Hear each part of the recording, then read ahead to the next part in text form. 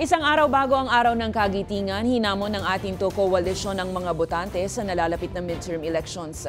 Git ng grupo, iboto ang mga kandidatong may prinsipyong ipagtanggol ang soberanya ng Pilipinas sa West Philippine Sea at ilaglag ang mga kandidatong umano'y kakuntsaba ng China. Ang balitang A to Z ni Ace Cruz. Kung may bayani sa dagat, dapat may bayani din sa balota. Yan ang apela ng atin ito koalisyon sa taong bayan sa paparating na midterm elections, ang pagboto sa mga kandidatong pro-West Philippine Sea. Anila, sa mga susunod na lider ng bansa na kasalalay ang pagtaguyod sa teritoryo ng bansa sa gitna ng patuloy na panghihimasok ng China. Ang laban sa West Philippine Sea ay hindi lang laban ng mga nakauniforme. Laban ito ng buong sambayanan, mula sa kabataan hanggang sa kababayang mangingisda.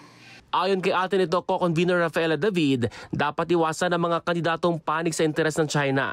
Those with no history of appeasement or collusion with pro-China interests, who will uphold our legal victories, stand in defense of our fisherfolk, and promote civilian leadership in West Philippine Sea governance.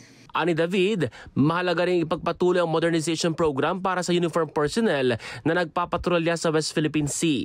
Kinilala naman ng grupo ang iba't ibang law enforcement agencies na nagtatangkol sa West Philippine Sea. Our frontliners have endured intensified attacks of harassment and intimidation by various Chinese vessels.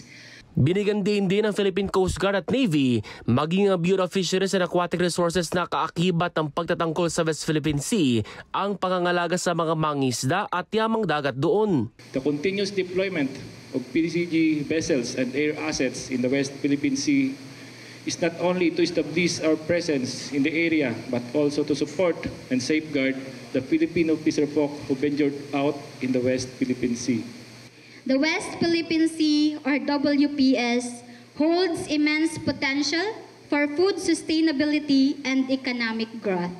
Nauna nang inanunsyo ng atin ito koalisyon ang nakatakdang ikatlong civilian-led mission sa West Philippine Sea sa Mayo para muling igiit ang soberanya ng Pilipinas sa naturang karagatan.